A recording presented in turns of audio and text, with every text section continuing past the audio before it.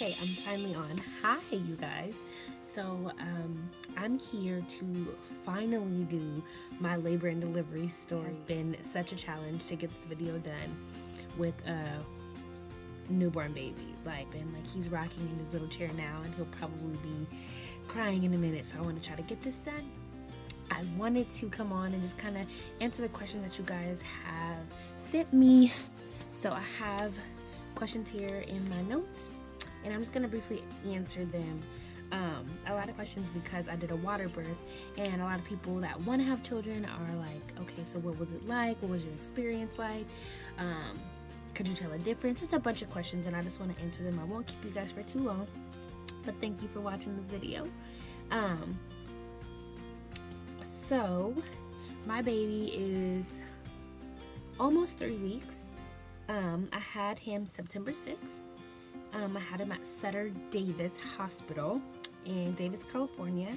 I had him at the birthing center, and I specifically wanted a all-natural birth. I did a lot of research.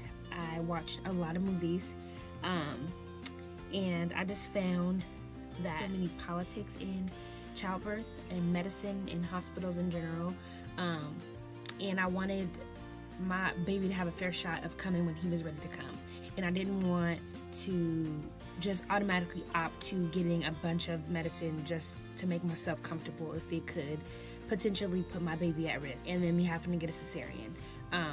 So I definitely wanted to go into it understanding that I could possibly have to have a cesarean, or I can't do it and have medicine because it was just too much. I went in understanding that.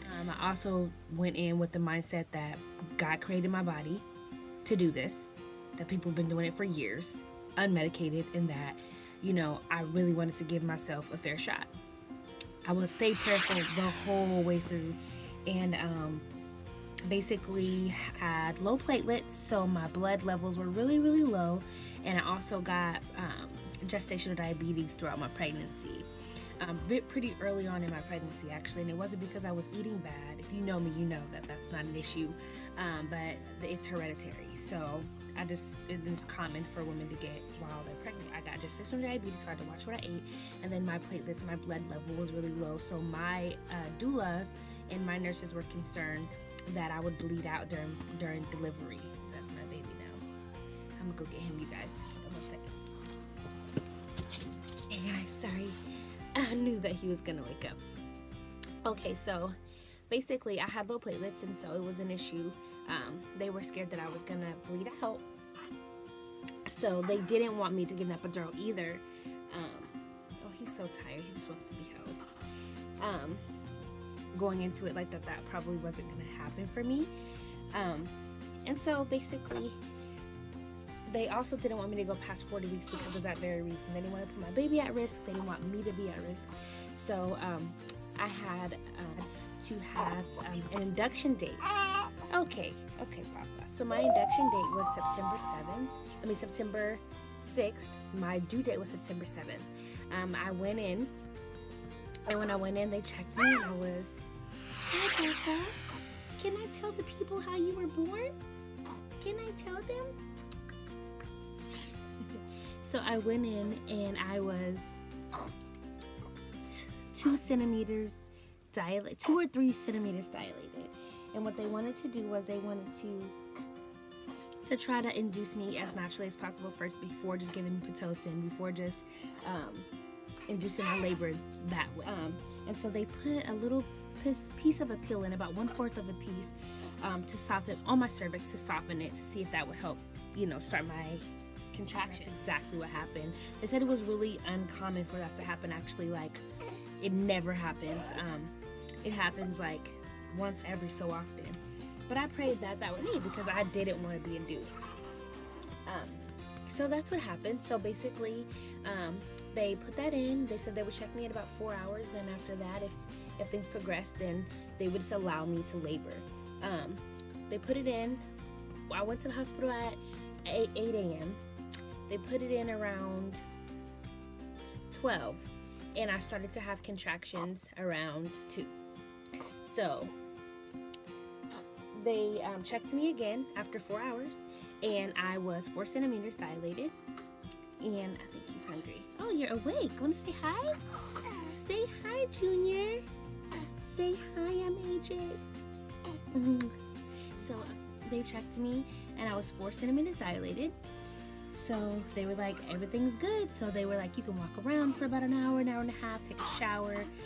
By that time, contractions were coming on strong, like super strong. So I called my doula to come in because I really needed help getting through my contractions. And you guys, when I tell you that having someone help you push through those contractions was a lifesaver. I honestly believe if I didn't have my doula, I wouldn't have been able to make it. The times that I let myself go and didn't allow myself to breathe through the contractions, I felt like giving up.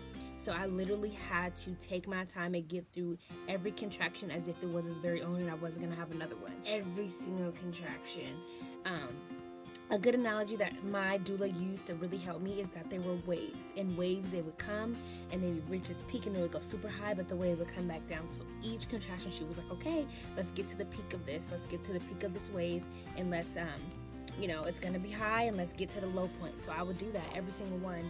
And it was really, really, really tough. Another wonderful thing that my doula did was, instead of her doing everything for me, she actually had my husband do everything. So she was in the room, but instead of her actually massaging me and telling me asking me how something felt, she would have my husband do it. She would show my husband, he's okay, still in the show. She checked me and I was 4 centimeters. My contractions were coming on strong. So I had to get through those waves. I had to get through them the best I knew how. So I would just breathe through them. I definitely took advantage of using the medicine ball. I rode around on the medicine ball quite often. Pretty much throughout my whole labor, I was on a medicine ball. And I was kneeled down by the bed. I think I have some video I'll insert in here of me actually in the hospital.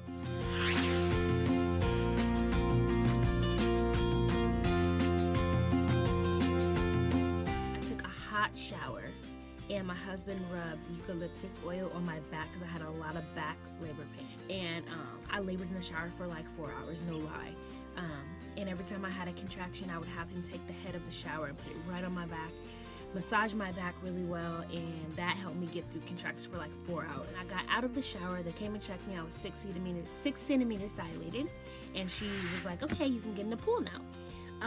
Prior to being 6 centimeters dilated, I wasn't allowed to get in the water because they were afraid that it would stop my labor. So I got in the water, and I pushed for about 45 minutes to an hour, and I went from 6 to 10, and within that time, and out came AJ. Oh, look at you. The scissors that. Grab it along so you can't. Okay, baby. There you go. Oh, okay, honey. Oh, okay. So, thick rubber band. Take your thick rubber band. There you go. All right. Go back to mama. You want mama? Okay. I was really scared. The pain was crazy. It's indescribable, to be honest. I understand why people feel like they absolutely have to have an epidural, but at the same time, the only time I felt like it was unbearable, like I said, is when I did not have control and I let myself go. And what I mean by that is I wasn't focused on the contraction. I wasn't breathing. When it hurt and I was just like, screaming, it hurt way worse. I could see how it could have allowed the baby to become distressed and how it could stop labor, potentially put you in harm's way and your baby in harm's way when you just go crazy like that. So I felt really, really helpful to remain calm and breathe through every single contraction. And I felt like I stayed on top of it, like I was in control. Anytime I wasn't in control and I let myself go again, that is when it was like worst. And that only happened, so I only allowed myself to do that twice. The second time I was like, I'm never doing that again. Again, my husband was just so amazing and so helpful. I would not have been able to get through that process without him.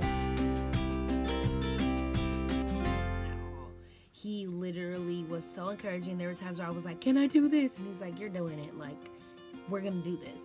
He got in the pool with me. It was a wonderful experience. A video in this too and some pictures.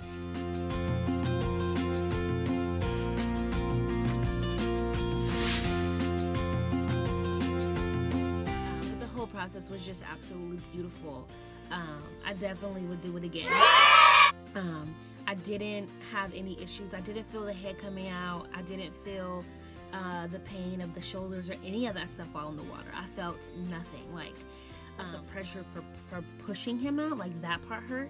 But then once his head and body parts actually started coming out, I didn't feel any of that stuff. I actually didn't feel any type of pain until after. So that's basically my labor and delivery story. But I had my baby. They put him right on me the second he was born, so I had him to kind of distract me from the pain, and it was just a beautiful experience. He came out, he was 7 pounds, and he was 7 pounds 2 ounces, and he was 20 inches long, and now he's 8 pounds 15 ounces and 21 inches after 3 weeks in water birth. Do your research, look into it, look at the side effects of Pitocin, look at the side effects of epidurals and what's in them. And another thing is just be true to yourself and don't be down on yourself if you feel like you have to do that, or if you had a natural delivery plan and it didn't go that way. Like, as long as your baby comes out safely, you're safe, you're healthy, your baby's healthy. At the end of the day, that's all that matters.